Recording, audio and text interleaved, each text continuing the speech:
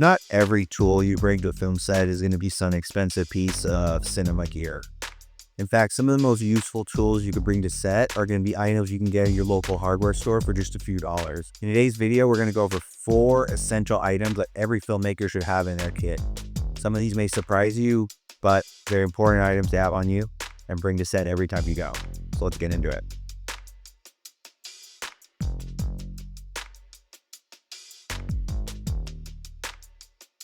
First up is this little guy right here. This is called the Chubby. Essentially, it's a small flathead screwdriver. You would use a small flathead screwdriver on set more likely than not, putting tripod plates onto cameras and fixing gear onto cameras and accessories that are 1/4 20 or 3/8 threading. You'll likely be putting on with a Chubby. I've seen people use keys before. I would not advise putting a tripod plate on with a key. Keys are designed to bend, and I've seen them bend and break on set. It's a really bad idea. I'd advise against it. Also, some people will use a coin. I don't carry coins around. I don't know many people who carry coins around these days. Also, if you're on set and you're recording audio, you really shouldn't have coins in your pocket. That's not really professional. So spend the money. You can get one of these at your local hardware store. It's going to be like $7, $8. It would be a great investment. I bought this years ago. I've had it forever. Worth the price.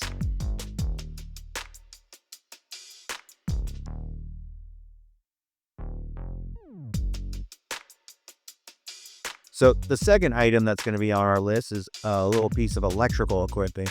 So I've noticed every department loves these things, and they're cube taps. A cube tap is essentially an electrical device that takes one AC outlet and turns it into 3 outlets. A cube tap gets its name, I believe, because of its cube shape and the fact that it has 3 outlets, cube, 1, 2, 3. These are great for when you need to charge batteries. These are great when you're in locations. Here in Los Angeles, a lot of craftsman style houses, older houses that you'll film in, they just don't have a lot of outlets. They'll have 2 or 3 on the floor. So sometimes you have to really kind of spread the power around, and cube taps come in really handy for that. My biggest piece of advice with using a cube tap is be sure to know what the wattage is and amperage of the house that you're in. You can overload these things really easily, so don't do that. Don't plug in all lights onto one or whatnot. Make sure you're pulling the appropriate amount of power from each circuit before you plug in your cube taps.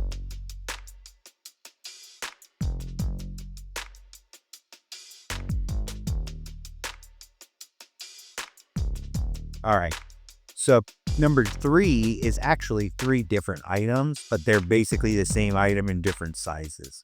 And they are A-style spring clamps. They call them A-style spring clamps because they look like an A, and then they have a spring in them, which is a clamp. The way you differentiate these is we have this one, we have this one, and then we have this really big one right here. They call them a 1, a 2, and a 3. And they call them that based on how much they open up. This one opens up about 1 inch, so that's a 1. This one you can see opens up about 2 inches, that's a 2. And then this big boy right here, let me get my hands around that, opens up all the way 3 inches. So that's a number 3 clamp. They're great to have in your kit. I have this elastic cord that I got that has 2 carabiners on it, and I keep all of my clamps attached to that. I'll show you a picture of that right here. This thing is really cool. It keeps everything organized. I number them all as well. I have 8 number 1s on set with me, 8 number 2s on set with me, and 4 number 3s on set with me whenever I go to a film. It's just what I like. It's what I see and seem to need. All different departments use these as well. Whether you're hanging up a backdrop, audio department might be hanging up a sound blanket with one of these, clipping it onto a wall, clipping it onto something to hang it from something to help block out some audio. And even wardrobe department, I've seen them use these before to make articles of clothing tight, cinch up pants. They use these to cinch up when they don't have a belt, and sometimes the pants don't fit the talent well. They'll cinch up at the back and then clamp one of these on there. So these are a real useful kind of jack of all trades tool that you can have on set and use for a lot of different varieties.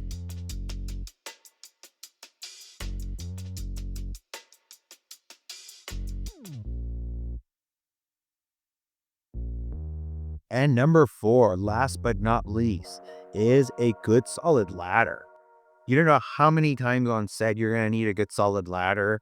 You're gonna, whether it be rigging lights up high, whether it be for art department or set directors, or excuse me, set decorators. Ladders come in super handy all the time. Here in the studio, we have panel style ceilings. So it has a grid on it, and you can use those scissor clamps to actually clamp lights and things onto the roof. The only way to get up there comfortably is a good ladder. I got this one called the Mega Light. I really am a big fan of this. It is a 4-step that expands out to an 8-step. Now, a lot of times you'll hear a ladder referred to by how many steps it has. Like a lot of grip trucks tend to have a 12-step ladder on it, or a 10-step ladder. The one I have is this 4-step ladder that telescopes out to an 8. It does the job for me here in studio, on set, on location. I like the size of it. It's really portable. Fantastic ladder. I don't remember how much it was when I got it, but currently these go for about $140, $150. So it's the most expensive item we're going to talk about today, but it's also one of those buy it for life products. I think I've had this thing like 10 years, so it's been worth every penny that I've spent on it.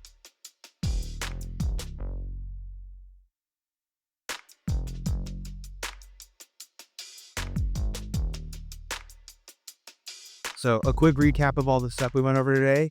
We got a Chubby flathead screwdriver. You can get one of those for about $7 or $8 at your local hardware store. We've got cube taps. Cube taps are fantastic little electrical devices. Last time I got some, I got 3 for $10, I think it was. And I carry around like 10 or 12 of them in my kit with me all the time. We use them all over the studio. They just kind of disappear. People take them from me. It's not that big of a deal. I'll lose them every once in a while. Not the most professional, but whatever. They're only a couple bucks each, and if it helps someone else at their house or around my office, go for it. Number 3, spring clamps. Spring clamps, fantastic. You can get them at any hardware store as well. I'd get one of those cables for them so you can keep them on. The 1s, 2s, and 3s all go up in price by size, of course. The bigger ones are going to be more expensive than the cheaper ones. But I mean, you can get a whole set of clamps for like $40. It's not going to cost you a whole lot of money. And then our retractable ladder, my Mega Light. You can get any kind of ladder, whatever fits your needs, whether you need like a 4-step or an 8-step. Everyone's needs are going to be different. I suggest getting something in the like 8-step range so that you can kind of get up to most ceilings and mount high. Sometimes you might want to shoot from up high too. Just make sure that whenever you're using a ladder, you have someone spot you. Safety first, then teamwork. So if you found this video helpful, useful, any of these items in there you didn't have in your kit that you're going to go add, make sure you subscribe to our channel, help us out. Hit that like button down below. We're going to have more videos coming out soon, some reviews, some lens tests. We're going to do some BTS on some of the films that we've been making recently. And then I'm going to actually start doing a journal in the next few weeks, a video journal. I'm going to start producing my first feature film in the next coming months. And I want to make a video journal of all the BTS and everything behind the scenes of the whole process. I'm going to show casting, table reads. We're going to talk with my producers, art, really let you get into the nitty gritty of what it's like to make a movie. It's my first feature film, so you'll be kind of coming along the ride with me. I know I'm going to be learning a lot as I go, and hopefully you learn with me. But really appreciate you, and thanks for everyone who subscribed and watched all our videos so far. See you next time.